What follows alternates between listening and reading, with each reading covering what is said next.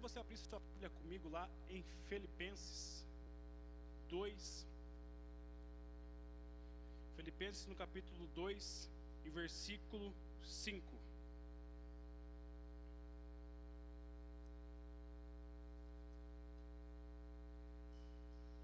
Deus tem ministrado algo no meu coração, tem me chicoteado, e eu não vou deixar isso só para mim, né? Vou compartilhar com vocês, tem que compartilhar as coisas. Gostaria que todos tomassem o seu assento, não em reverência ao Eriel, coitado do Eriel, em reverência à palavra de Deus. Nós temos mais cadeiras também, quem quiser sentar no chão também, hoje é culto livre, amém? Pode ficar à vontade aí, a casa de vocês. Vamos ler a palavra de Deus, Filipenses capítulo 2, versículo 5. A palavra de Deus diz assim: tende em vós o mesmo sentimento que houve também em Cristo Jesus, o qual, tendo plenamente a natureza de Deus, não reivindicou o ser igual a Deus, mas, pelo contrário, esvaziou-se a si mesmo, assumindo plenamente a forma de servo e tornando-se semelhante aos seres humanos. Assim, na forma de homem, humilhou-se a si mesmo, entregando-se à obediência até a morte e morte de cruz. Amém? Feche seus olhos comigo, vamos estar orando mais uma vez ao Senhor. Espírito Santo de Deus, nesse momento, Pai, nós queremos ministrar a Sua palavra, Deus.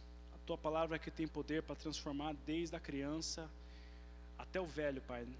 A Tua palavra, o Teu Evangelho, ele é universal, Pai. E eu tenho certeza que nessa noite corações serão alcançados, vidas serão alcançadas. E a Sua palavra vai penetrar os corações, Pai. Nós oramos e clamamos pela Sua revelação e pelo Seu entendimento aqui nessa noite, Pai. Em nome de Jesus. Amém e amém. Só tomar uma aguinha.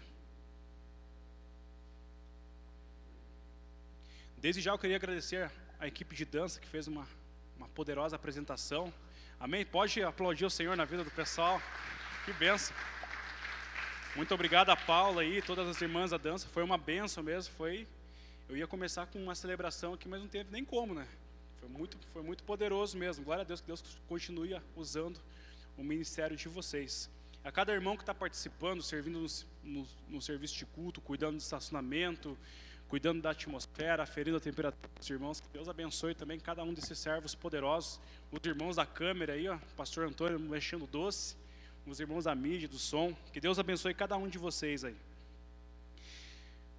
Quando eu fiquei sabendo que eu traria a palavra aqui no Giflen, Deus me fez lembrar de uma oração que eu fiz antes da pandemia. A pandemia eu tinha feito uma oração para Deus e a minha oração era qual? Senhor, me dê mais tempo, Pai. Me dê mais tempo para mim ler o livro. Me dê mais tempo para mim ficar mais em casa, ver minha esposa, cuidar da minha família. Me dê mais tempo, porque o Jair sabe, todo domingo estamos aqui tocando. Não que isso seja um peso, mas tem os ensaios, é uma rotina puxada, é uma coisa, uma correria, uma ludeira. Deus me deu um descanso. Eu estou precisando de um tempo de descanso. E Deus me fez lembrar essa semana desse tempo de descanso que eu pedi para Ele. Foi uma oração exclusiva minha, mas de muitas pessoas que estavam na correria e precisavam de um pouquinho mais de tempo para descansar, para investir em si mesmo, para crescer pessoalmente, de alguma forma, colocar... Quantos aqui fazem faculdade? Colocar as aulas de faculdade em dia aí. Não sei se Deus está falando aí. Colocar as aulas de faculdade em dia, arrumar aquela bagunça que estava no quarto, pelada, aquela loucura. E eu tinha pedido para Deus esse tempo para me cuidar dessa parte. E esse tempo, talvez não da forma que a gente imaginava, não da forma que a gente esperava, esse tempo chegou. Chegou a pandemia. A pandemia veio de uma forma assoladora, veio... de uma forma assim que a gente... Uma coisa que eu estava pensando... Obrigado. Uma coisa que eu estava pensando... mais alto. Uma coisa que eu estava pensando... Hoje o que mais nós temos é tempo, porque a gente vê, pode baixar um pouquinho o retorno, olha. O que a gente vê, hoje as escolas elas são online. Hoje você faz a aula no seu computador, você tem um canal de televisão ali que passa as aulas, você assiste. Se é legal ou não, aí é controverso. Quem gosta de estudar nessas aulas do formato aí? Ó, tem uma irmã que gosta ali, ó. É um pouco mais complicado, mas estamos em casa. A gente está em casa, está sentado, estamos estudando, a escola está ali, eu estou fazendo a lição, eu entrego. Outra forma também, nosso serviço, nosso trabalho. A maioria das rotinas hoje, o pessoal que trabalhava em escritório, trabalhava num serviço mais administrativo, hoje tem a possibilidade de trabalhar em home office. Trabalhar em casa, ficar tranquilinho, com o computadorzinho. Está em casa, está mais tempo em casa. As faculdades, a minha faculdade, por exemplo, era uma faculdade semipresencial. Hoje é uma faculdade totalmente à distância. Então, eu estou no meu serviço, estou no meu celularzinho, faço faculdade. Estou no meu tempo livre no serviço, faço faculdade. Estou em casa, faço faculdade. Estou no carro, faço faculdade. Então, é totalmente à distância. Para mim, facilitou.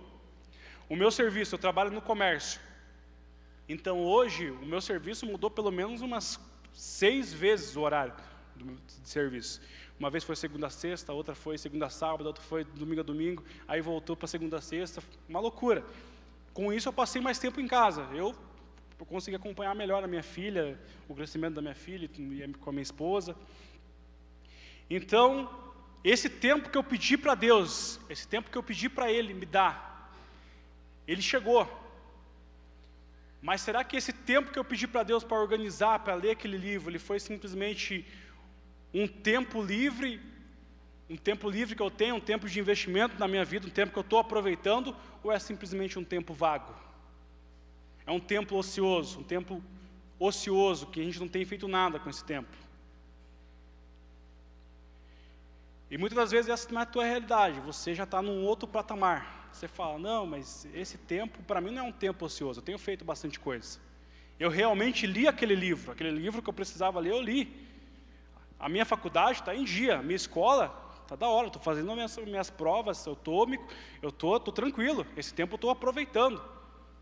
Eu tenho buscado a Deus, eu tenho me derramado na presença de Deus, eu tenho me trancado no quarto, nesse tempo que eu estou em casa, nas pausinhas do serviço, nas pausinhas da faculdade, ou nesse tempo que eu não estou indo para a escola, eu tenho lavado a louça para minha mãe. Amém? Quantas mães recebem filho lavando louça aí? Amém? Eu estou sendo usado por Deus aqui dentro da minha casa. Eu estou aproveitando esse tempo.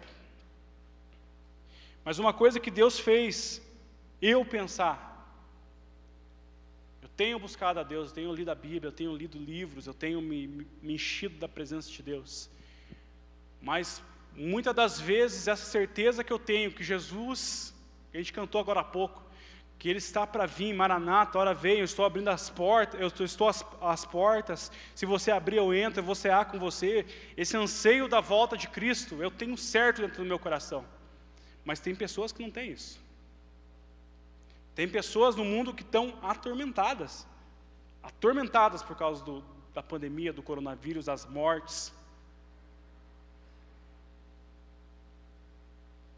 Porque essa certeza da salvação que a gente tem em nós, Cristo veio me buscar. Se eu morrer agora, eu vou para o céu encontrar Jesus. Se Jesus voltar agora, eu tenho certeza que eu vou para o céu com Ele. Se tocar a trombeta, eu tenho essa esperança em mim. Jesus Cristo nos ares, Ele vem para me buscar e eu vou junto. Eu tenho essa certeza em mim. Mas tem pessoas que não têm essa certeza, estão atormentadas. Se Jesus voltar agora, eu não sei se eu subo. Eu já não sei, talvez eu não vou perguntar aqui para não expor ninguém. Mas se eu perguntasse, se Jesus voltasse agora, você subiria com Ele? Não existe essa certeza, não tem essa certeza, essa clareza de que eu vou subir com Deus. E isso causa tormenta, pessoas que ficam atormentadas. Tudo para elas são perdas, tudo é perda. Faleceu alguma pessoa, algum ente querido, é uma perda. Talvez eu nunca mais vou reencontrar essa pessoa.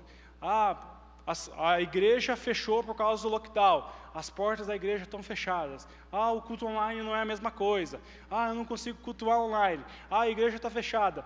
Para mim é um motivo de desânimo, é um motivo de perda, tudo é perda. Eu não entendo que eu posso dobrar o meu joelho no meu quarto e buscar a Deus. Eu não entendo que eu posso me reunir em família e cultuar ao Senhor. Tudo é perda.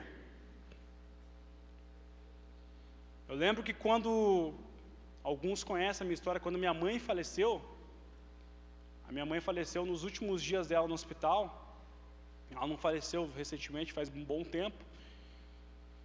E eu lembro que Deus me permitiu ter uma última conversa com a minha mãe, de conversar, de entender o que passava no coração dela.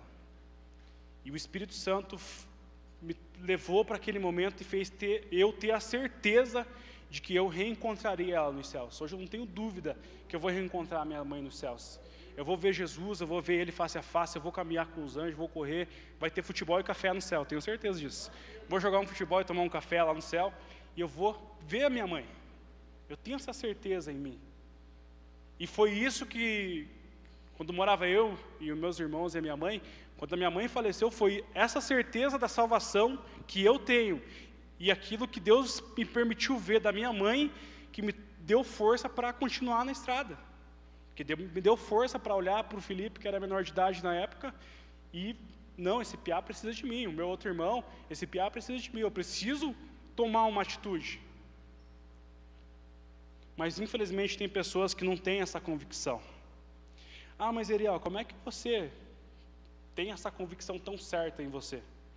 O segredo é a palavra de Deus. Queria que o pessoal abrisse para mim lá, Romanos 8, capítulo 8, versículo 15.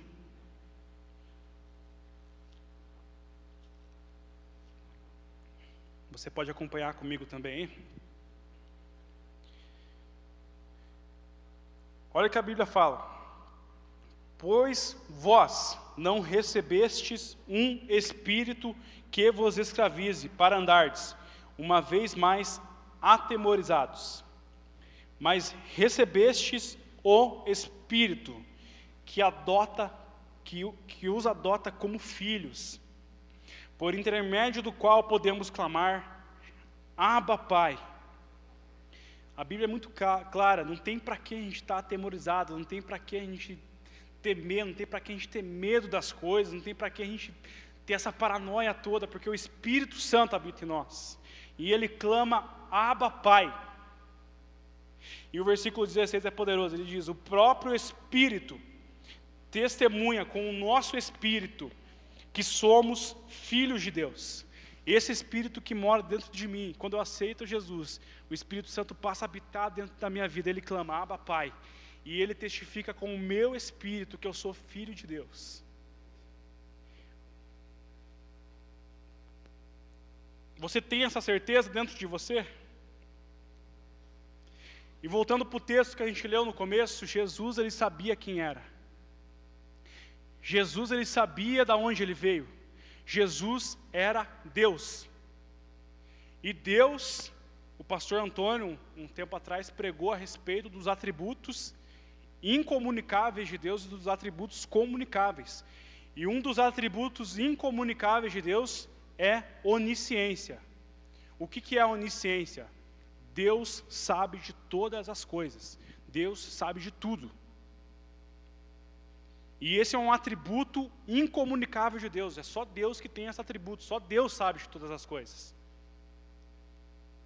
Pensa num cara inteligente aí, um cara que você acha que é crânio, que é esperto demais. E esse cara não sabe todas as coisas.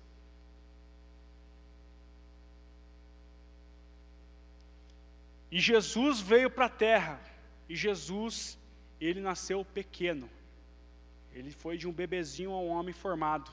Eu estava pensando nessa parte da palavra, e eu fiquei vendo a minha filha. Minha filha agora ela tem 7 meses, e agora ela começa a rodopiar no chão, assim, ela fica rodando. Se colocar ela no chão, assim, se colocar aqui no altar, ela vai parar lá no canto. Roda, roda, roda, roda, roda, roda, ele baixa a cabeça, chora, a Tainara pega, daí coloca no chão, roda, roda, roda, roda. Jesus, ele aprendeu a engatinhar, Jesus aprendeu a falar, Jesus... Você consegue imaginar essa doideira? Jesus teve que ir para uma escola aprender, Jesus teve que passar por todo esse processo. Deus é onisciente, Deus sabe de tudo, e ele se humilhou e aprendeu do zero. Hashtag fica a dica para todos nós. Jesus, ele era formado, porque os fariseus chamavam Jesus de rabi, de mestre. Jesus era formado numa faculdade, Jesus tinha conhecimento. Hashtag fica a dica para o Ariel, vai estudar, Ariel, vai se formar. Jesus, ele era onipresente, Deus, ele era onipresente, só que ele abriu mão disso, ele se esvaziou, e ele caminhava na terra, ele dava um passo de cada vez, ele andava com as pessoas, ele ou era num lugar ou era no outro. Jesus era limitado pelo tempo e espaço. Tudo para servir as pessoas. O problema hoje da nossa geração é tudo eu. É o meu bem-estar, é minha família, é o meu celular. Eu estava vendo uma administração do pastor Douglas Gonçalves, quando que antigamente se pensava numa câmera frontal de celular. Hoje, o nosso celular tem uma câmera frontal. Por quê? Para tirar foto de mim. Eu tenho uma rede social. Para que a rede social? Para mostrar a minha vida. Para mostrar o que eu faço. Tirar fotos minhas, para você dar like para mim.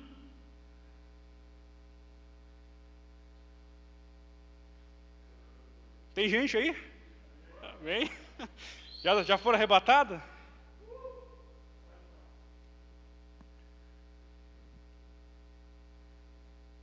Não foi essa a lição que Deus nos deu. Jesus se esvaziou, ele deixou a glória no céu e ele se fez servo. Ele se fez servo e ele serviu as pessoas. Quem já viu o filme de Jesus, que Jesus está com os seus discípulos lá, aí daqui a pouco você começa a ver os discípulos de Jesus, tudo cara barbudo. Jesus é um cara que parece um europeu, assim, loiro, do olho azul, cabelo cacheadão, bem da hora, meio fortão. E aí os discípulos de Jesus, tem um que é mais careca, tem um que é mais baixinho, tem um que é mais chuzeira, tem um que é mais... Quem já viu esse filme já? Os discípulos, tem uns que são igual assim na idade que Jesus, ou até mais velho que Jesus no filme. Dependendo do filme, tem cara que parece um senhorzinho assim, é discípulo de Jesus. E eu fui estudar essas semanas que passaram aí, e os discípulos de Jesus, sabe qual que é a idade dos discípulos de Jesus? Os apóstolos? Eles tinham entre 17 e 20 anos de idade. Quem que se enquadra nessa faixa etária aqui hoje? 17 e 20 anos de idade. Quantos se enquadram pela fé aqui?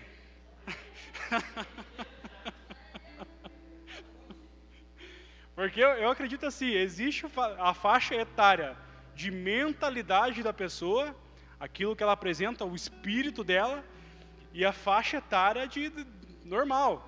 Porque tem jovem aí de 15 anos, 16 anos, que o cara, meu Deus do céu, só falta dar uma muleta para ele. O cara tá pior que o Anderson lá, que tem 85.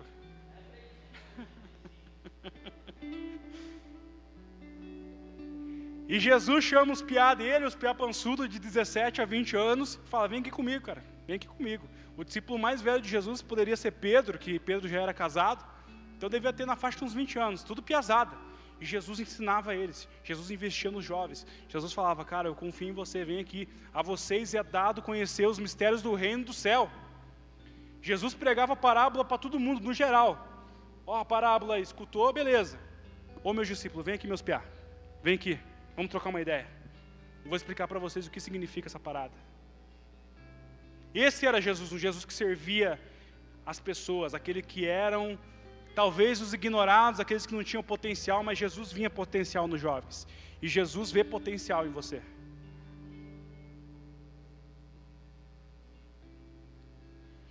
Em João, no capítulo 6, eu não vou ler o texto inteiro, mas o pano de fundo é esse. Jesus começa a falar sobre a aliança, sobre o sangue, sobre o seu corpo, sobre vocês têm que começar a se arriscar pelo Evangelho, vocês têm que começar a ter parte comigo, vocês têm que começar a viver aquilo que eu vivo, e ele começa a entrar numa linha falando sobre compromisso, sobre aliança. Jesus começa a falar sobre isso em João, capítulo 6. E chega uma hora, eu estou falando tiozeira, o tiozeira assim não entenda como idade, tiozeira pode ser, às vezes tem jovem que é tiozeira. Aí os tiozeiras ali ouvindo, aquilo que Jesus estava ministrando sobre aliança, sobre compromisso, sobre pagar o preço, sobre vir para o Gifle às 8 horas da noite, num sábado, nesse frio, sobre você pagar o preço de estar numa oração, de estar dobrando o teu joelho, de estar buscando a Deus, sobre você estar congregando fielmente num culto de celebração. São 2 cultos, um às 10, outro às 6 horas. Jesus começa a falar sobre compromisso, sobre aliança, sobre uma vida de santidade, uma vida de busca, uma vida de oração. E Jesus começa a falar sobre aliança. Aí daqui a pouco os tiozeiras começam lá no meio da multidão. Meu Deus do céu, como é difícil.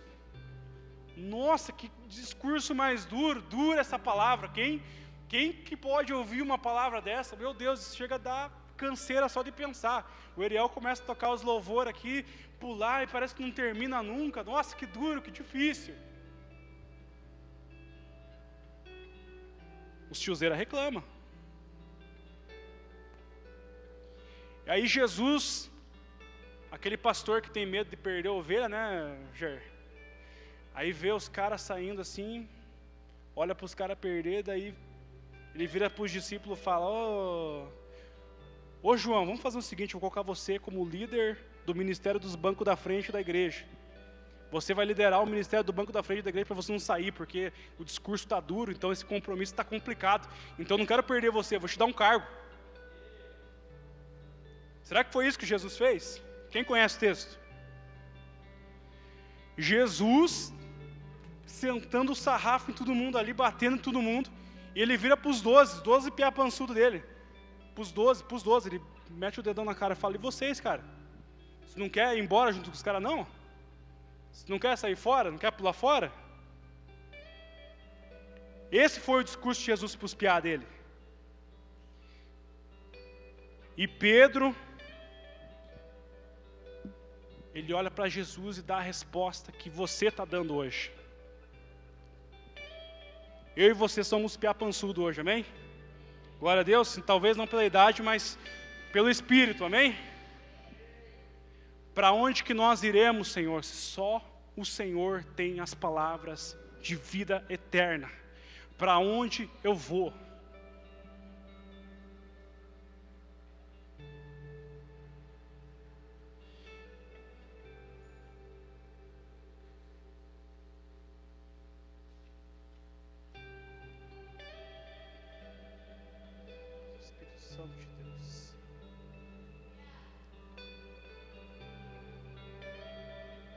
Queria perguntar para você hoje, qual que é a desculpa verdadeira que você tem dado?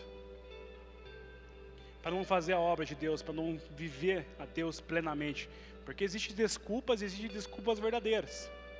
Aquelas que servem como um álibi. Qual que tem sido a desculpa verdadeira?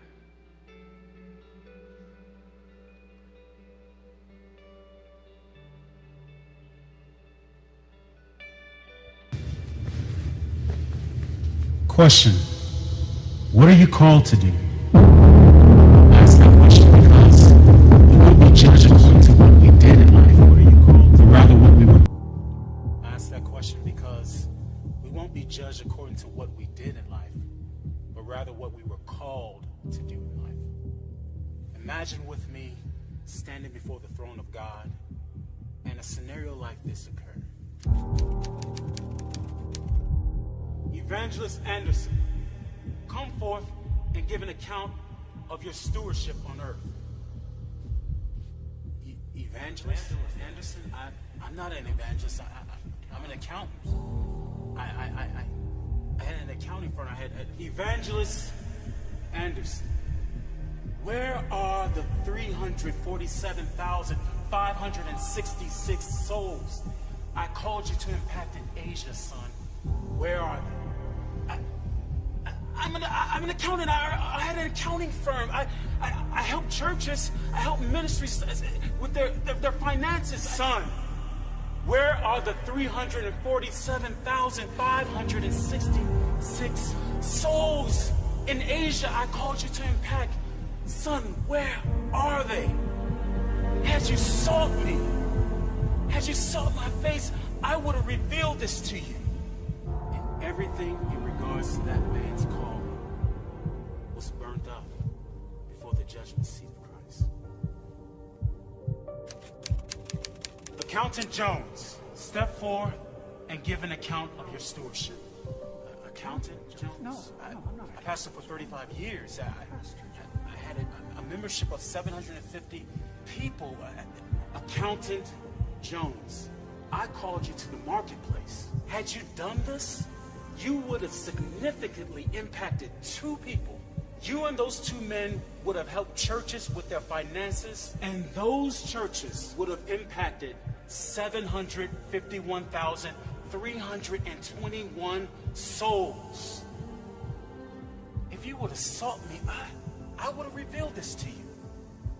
And again, in regards to this man's calling, everything he's done in life would be burned up before the judgment seat of Christ.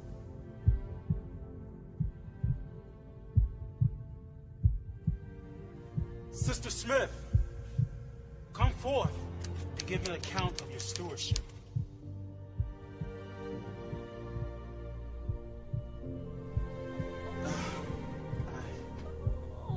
I only raised 3 children. I never preached to nations. I never even been on a missionary trip. I only tried my hardest to raise my children in your way.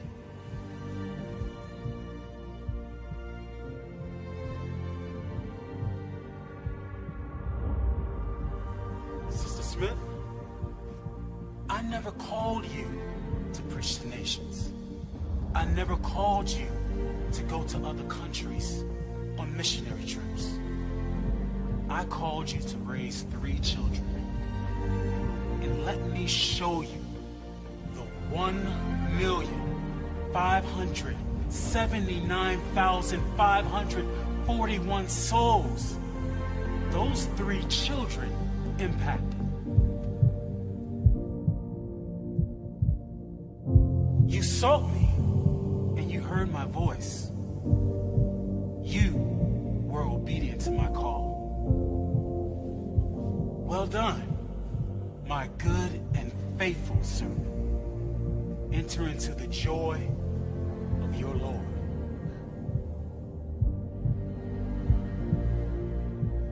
So remember, in regards to the calling that's on your life, you won't be judged according to what you did.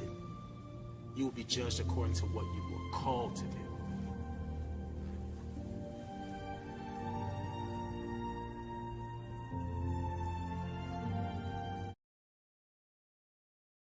Perguntar para você, qual que tem sido a sua desculpa verdadeira? Será que é falta de tempo? Será que realmente é falta de tempo? É a minha família? Eu preciso trabalhar, eu preciso sustentar minha família, por isso que eu não sirvo a Deus da forma que era para me servir. Porque só tem eu, ninguém me ajuda, só eu que pago o preço.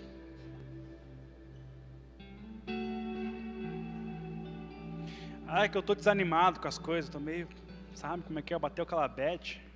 Nem sei se o jovem fala isso hoje em dia, bateu aquela bad.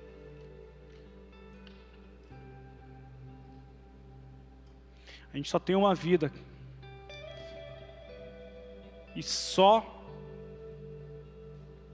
Essa vida passa, ela vai passar, ela não é eterna. E só aquilo que a gente faz para Cristo, é isso que permanece. Nós estaremos diante de Deus um dia. Feche seus olhos, vamos orar nessa noite.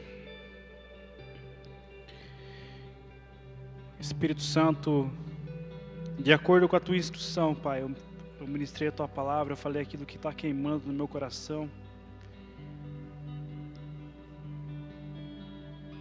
Eu não fui hipócrita, Pai. Eu tento viver aquilo que o Senhor tem ministrado no meu coração, Pai. Eu sei que foi de forma generalizada, Pai, mas nós cremos no poder do Evangelho, Deus. Eu peço que o Senhor em cada coração ministre personalizado, Pai, aquilo que o Senhor tem para ministrar nos corações, aquilo que nós precisamos crescer, aquilo que precisamos desenvolver em Ti, Pai. E se nessa noite, Pai, algum coração foi tocado pela Sua palavra, Pai, nós cremos que tudo valeu a pena, Pai. Eu creio que na vida desse jovem, Pai, ele será usado para alcançar as nações. Ele será usado, Pai, para louvar o Seu nome onde quer que ele pisar, Deus. Levante, Deus, nesse lugar uma geração poderosa, uma geração de jovens cheio do Teu Espírito Santo, com ousadia, prontos a lutar contra o pecado, prontos a se santificar em Ti, Deus. Levante os Seus filhos, Deus.